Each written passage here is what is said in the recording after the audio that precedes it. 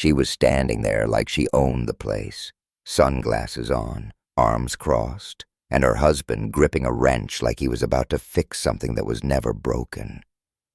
The tanks, my rainwater tanks, were gushing out like geysers, soaking into the dry dirt. That water wasn't just mine. It fed the entire community garden down the hill. 23 families gone in one twist of a valve. And the worst part? Nancy Prescott looked me dead in the eye and said, "This is HOA business now." That's when I knew. This wasn't about water. My name's Jack Harmon. I'm 67 years old, and I've lived on this 12-acre ranch in Clearwater Hollow my whole damn life. My granddad built it with his bare hands. My father worked it, and I've tried to keep it alive through storms, droughts, and now entitled HOA tyrants with clipboards and control issues. It's just me these days, my dogs, Rusty and Scout, a greenhouse made from old windows, some beehives, and a rainwater catchment system I'm proud of. It was never just for me. A while back, I offered to supply water to the community garden by the church. The town couldn't afford plumbing, and I had the means. I buried irrigation pipes, connected the tanks, and helped the volunteers set it up. Kids came to learn, parents came to pick, and I got jam jars and thank you notes in return. That's all I wanted. Then she showed up. Nancy Prescott. Platinum blonde bob, sunglasses she never took off indoors, and a voice that could curdle milk. She wasn't just a new neighbor. She was the self-appointed queen of the Cedar Heights HOA, even though my ranch isn't even part of it. But that didn't stop her from showing up with flyers about neighborhood standards and complaints about my bees, my fencing, even my rusty pickup truck. Said it lowered the value of the subdivision, the one 5 lots away. I brushed it off at first. Then came the red survey stakes poked right into my pasture like little flags of war. That's when I started setting up cameras, quietly, and thank God I did. The day I caught her draining the tanks, I was just getting back from the feed store. Slammed the brakes when I saw Greg, her quiet little shadow of a husband, holding my wrench, water gushing out onto the dirt. Nancy didn't even flinch. "This water is unregulated and suspicious," she said like she was quoting a textbook. I nearly laughed. Suspicious? That water was for families, for children. I told her to get off my land. She smirked. "Go ahead, Jack. Call someone. We are the HOA." That night, Emma, the garden coordinator, 29 years old, sharp as a tack, texted me, "Jack, something's wrong. The garden's dry." I couldn't tell her what I saw.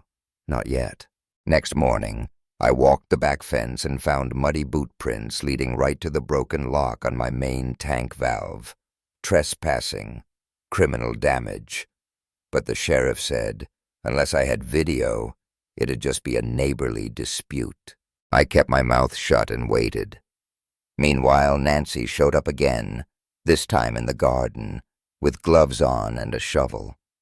I caught her red-handed digging a hole straight through the tomato beds. "Snake safety inspection," she claimed, then accused me of violating environmental compliance because my water system wasn't HOA approved. I asked what she thought she was going to find under there. That's when she said it. I've heard rumors, barrels, chemicals, maybe money. That's when it clicked. This wasn't about rules. It wasn't about water. Nancy thought I was hiding something, and in a sick way, she was right. I just didn't know it yet. I reviewed the footage that night, every frame, and there they were, Nancy and Greg, on my land, wrench in hand, draining the tanks. I handed the footage to Sheriff Daniels the next morning when he showed up. summoned by Nancy's claim that I was dumping hazardous liquid waste on public land. She had the nerve to show up, too, scarf blowing like she was riding into victory. But when that tablet screen lit up and her face appeared on camera, her grin died in her throat. Daniels stared at the footage. "Is this you?" he asked. She tried to laugh it off. "Could be anyone." He shook his head. "I know your walk, and I know Greg's ball cap." Right then, the deputy's radio crackled. "We've got a break-in at the church, donation shed." My stomach dropped. Greg bolted. He ran through the garden like a lunatic, trampling everything. Daniels shouted, "Stop him!" But he was gone, into the woods. Nancy froze. I asked her point blank, "What's your husband running from?" She just shook her head. Emma, standing next to me, arms crossed, asked, "Is this about some treasure?" Nancy didn't deny it. Daniels cuffed her on the spot for trespassing, vandalism, and attempted theft. She hissed at me, "You think you're some kind of hero, Jack. People talk. They know what you're hiding." That night, I couldn't sleep. I pulled down a crate from my attic. Old letters from my granddad, Ray Harmon.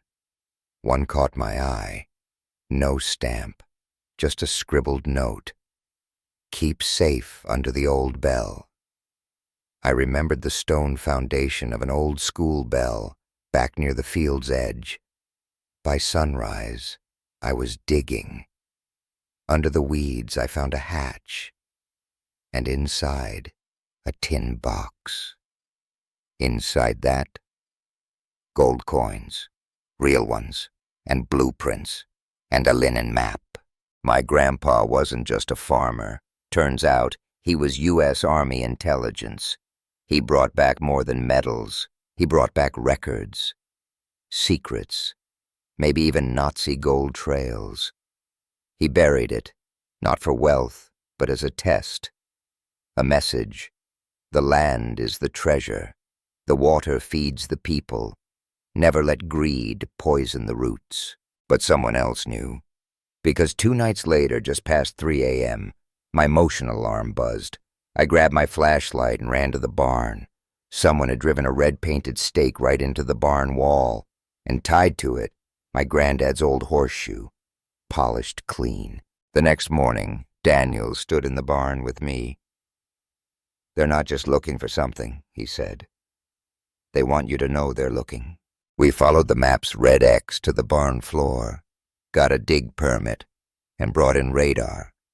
We found a safe, cemented into the earth. Inside, journals, more gold, and a military badge. Ray Harmon, U.S. Army Intelligence, dated 1944. Daniels read a line from one journal. "This land carries more than crops." But then, the fire came. 2 nights later, motion alarm again. A hooded figure on the feed. This time, they didn't run. They looked straight at the camera, held up a red stake and a match. By the time I got outside, the barn was roaring. Everything burned. The safe, the journals, melted, charred, gone. Sheriff Daniels stood next to me as the fire died down. "This wasn't theft," he said. "This was a cover-up." And I knew he was right. But here's the thing. You can burn paper, you can melt gold, but you can't kill a legacy that lives in the people. That week we rebuilt the garden. Emma showed up with lemonade, the kids came back, and even the grumpiest old man in town brought compost. Nancy, her house went up for sale. Greg, sentenced for property damage. The mystery man in black, still out there. But I ain't afraid anymore, because now I know what matters. And if they come back, well, they better bring more than a match. So who do you think was really digging for the truth?